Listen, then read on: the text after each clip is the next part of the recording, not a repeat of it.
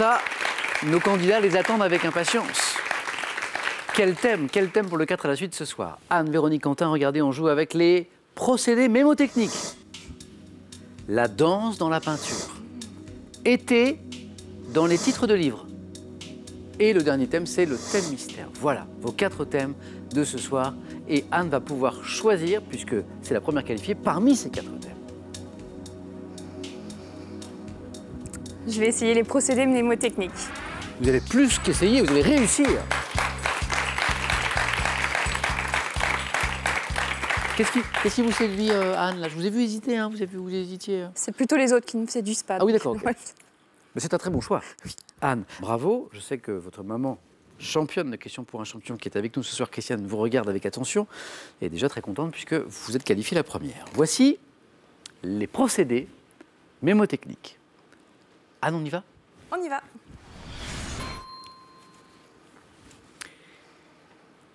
Top. Quelle célèbre phrase mémotechnique permet de retenir les 7 conjonctions de coordination? Mais où est donc Ornicard? Quelle lettre du mot stalagmite permet de se rappeler infailliblement que cette concrétion se forme du bas vers le haut? M. De quel siècle retient-on les 6 écrivains majeurs avec la phrase « Perché sur la racine de la bruyère, la corneille boit l'eau dans la fontaine Molière » Siècle. 18e. Pouvez-vous citer du nord au sud les 3 pays baltes, sachant qu'ils sont placés sur une carte par ordre alphabétique de haut en bas? Estonie, Lettonie, Lituanie. En France, à quel accent réussit-on à placer correctement en retenant la phrase « Le chapeau de la cime est tombé dans l'abîme » Accent circonflexe. De quel nombre peut-on retenir les 10 premiers chiffres grâce à la phrase « Que j'aime à faire apprendre ce nombre utile aux sages » Quel nombre? Non, Ah, de quel nombre peut-on retenir les 10 premiers chiffres? Je devrais vous mettre sur la voie. Quel est le nombre dont on essaye de retenir les chiffres comme ça? Ah, c'est pi peut-être? Oui. Ah ouais. Non. Vous l'aviez? Bah. Ah zut. Le 3e point, il était là. Mais 2 points, 2 beaux points pour Anne. Hein? De quel nombre peut-on retenir les 10 premiers chiffres grâce à la phrase « Que j'aime à faire apprendre ce nombre utile aux sages » C'est pi parce qu'en fait, il suffit de compter le nombre de lettres de chacun des mots là.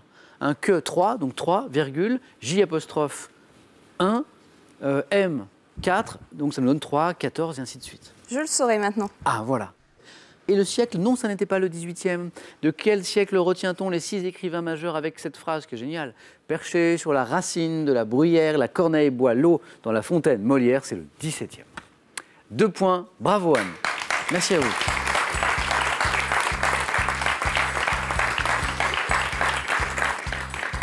Deux points, c'est un score qui peut permettre ou pas d'aller au face-à-face. Et ça, on va le voir dans un instant. Avec notre championne Véronique, d'abord, qui va pouvoir choisir entre, désormais, 3 thèmes. La danse dans la peinture, été dans les titres de livres, le thème mystère. Je vais reprendre le thème mystère. Allez, c'est reparti alors.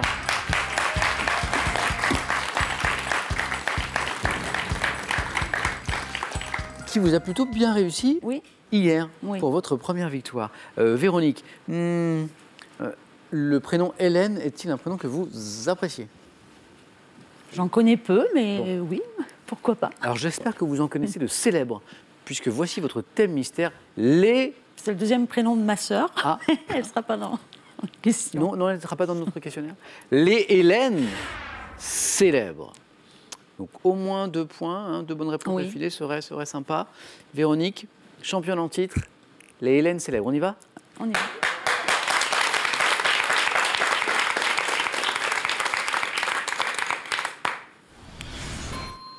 Top. En 97, avec quelle chanteuse française Andrea Bocelli a-t-il interprété en duo le titre Hélène Ségara. Perlet? Quelle pianiste française, connue pour sa défense du Hélène loup? Grimaud. Quelle comédienne, révélée par la sitcom Le Collège des Cœurs Brisés, a joué dans les films Le Raid et Fanfan la Tulipe? Hélène de Fougerolles. En 69, quelle femme de lettres reçoit le prix Médicis pour son roman intitulé Dedans? Je passe. Quel spécialiste de l'histoire russe, auteur de l'Empire éclaté, a été élu? Quelle directrice de presse française a fondé l'hebdomadaire féminin Elle en 1945? Je passe. Quelle aviatrice française née en 1908 a conquis 7 records? Hélène Boucher. En 88, dans le film La vie est un long fleuve tranquille, quelle comédienne incarne Madame Le Quesnoy? À quel psychanalyste émigré aux États-Unis doit-on en 1944 l'ouvrage intitulé Psychanalyste, la psychologie des femmes? Hélène, bien sûr, Deutsch. Hélène Deutsch. Je ne connaissais pas. Vous en connaissez plein des Hélène, Véronique, finalement. Et 3 points. Merci. Et donc, une nouvelle qualification, Hélène. Combien de bonnes réponses? Oui. Et oui, 6 bonnes réponses. Donc 3 points amplement mérités. Hélène Vincent, Hélène Boucher, Hélène Carrère d'Ancous, Hélène de Fougerolles, Hélène Grimaud, Hélène Ségara, autant de bonnes réponses. Cette femme de lettres qui reçoit en 69 le prix Médicis pour son roman intitulé Dedans, Hélène Cixous. Hein, et puis, cette directrice de presse française que vous connaissez, qui a fondé, elle, l'hebdomadaire féminin en 1945, c'est Hélène Lazareff. Oui. C'est Lazareff.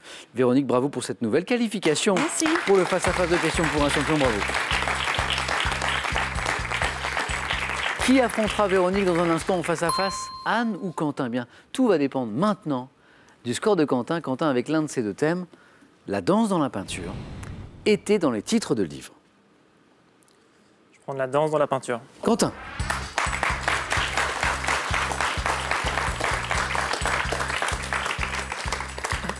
Quentin, avant de vous dire bravo, je l'espère dans un instant après ce thème, bravo pour votre double cursus, ingénieur et architecte. Vous êtes les deux. J'ai les deux diplômes, je ne fais pas les deux métiers parce que c'est un peu compliqué, mais c'est... Alors lequel des deux avez-vous choisi du coup? D'abord architecte, D'accord. après mes études. J'ai travaillé 2 ans dans un cabinet franco-italien parce que j'ai fait mes études d'architecture en Italie. Très bien. Et là, depuis un peu plus d'1 an, je suis dans un cabinet d'ingénierie en conception des structures, toujours dans le bâtiment. Ah, donc on reste dans le domaine un peu de l'architecture. Très bien. Quentin, il nous faut là au moins 2 bonnes réponses pour rester dans la course. Si vous faites 3 ou 4, vous vous qualifiez directement, bien sûr. Avec ce thème que vous avez choisi, Quentin, c'est la danse dans la peinture. Ouais. Prêt? Top. En 1878, quel peintre spécialiste des scènes de danse réalisa l'œuvre intitulée Danseuse au bouquet sur un panneau de Toulouse-Lautrec, exécuté en 1895? Quel artiste de cabaret est représenté aux côtés de Valentin le Désossé? Je passe. Artiste de cabaret. En 1834, quel maître français du classicisme, ayant passé la majeure partie de sa vie à Rome, réalise la danse de la vie humaine? Ingres, je sais pas. En 1925, quel peintre français ayant pratiqué la décoration monumentale a exécuté la toile Hommage à la danse? Je passe. À la fin du 19e, quel peintre français disparu aux Marquises en 1903 exécute la toile La danse des 4 Bretonnes? Gauguin. Quelle grande toile de Renoir exécutée en 1876? Allez, on va au bout de la question pour voir si le deuxième point se cachait ici. Quelle grande toile de Renoir exécutée en 1876 évoque la danse en plein air dans une guinguette de Montmartre? Non, je sais pas. Pas de regret donc, le bal du Moulin de la Galette. Okay. 1 point pour Quentin, malgré ces 2 bonnes réponses, mais qui ne se sont pas enchaînées. Paul Gauguin, Quentin l'avait, Edgar Degas également. Allez, pour notre plaisir, notre connaissance, je reviens sur ces 3 questions. Cet artiste de cabaret que Toulouse-Lautrec a exécuté, a peint dans l'une de ses toiles, c'est la Goulue, hein, la célèbre, la fameuse danseuse. Pourquoi l'appelait-on la Goulue? Vous savez? Parce qu'elle avait pris l'habitude d'aller finir le fond des verres des clients. Et c'est comme ça que son prénom est venu. Ce peintre français ayant pratiqué la décoration monumentale, c'est Fernand Léger. Fernand Léger. Et ce maître français du classicisme, non, on est là en 1634, qui a passé la majeure partie de sa vie à Rome, c'est Nicolas Poussin. C'était Poussin. Quentin, un grand merci d'avoir joué avec nous. Un grand merci. Avant de se quitter, on a un petit cadeau, Quentin, pour vous. Le voici. Xel.fr, vente en ligne de sacs et bagages de marque, vous offre cette valise et son vanity assorti. Trouvez tout ce qu'il vous faut sur Xel.fr. Amateurs de barbecue et de plancha, ces ouvrages sont faits pour vous. En plus de la Bible du barbecue, voici plus de 500 recettes originales et savoureuses pour pouvoir profiter pleinement des beaux jours. Allez, avant un beau face-à-face, j'en suis sûr. Une nouvelle chance, une nouvelle occasion pour vous de gagner 15 000 €. 15 000 € avec cette question, c'est une nouvelle question.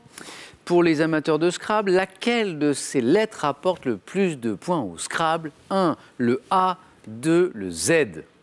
Bonne réponse, 3243 pour le téléphone, par SMS, 1 ou 2 ou 7, 10, 20, tirage au sort parmi les bonnes réponses. Même si vous n'êtes pas un passionné de Scrabble, à mon avis, vous avez une petite idée. Qui sera sacré ce soir?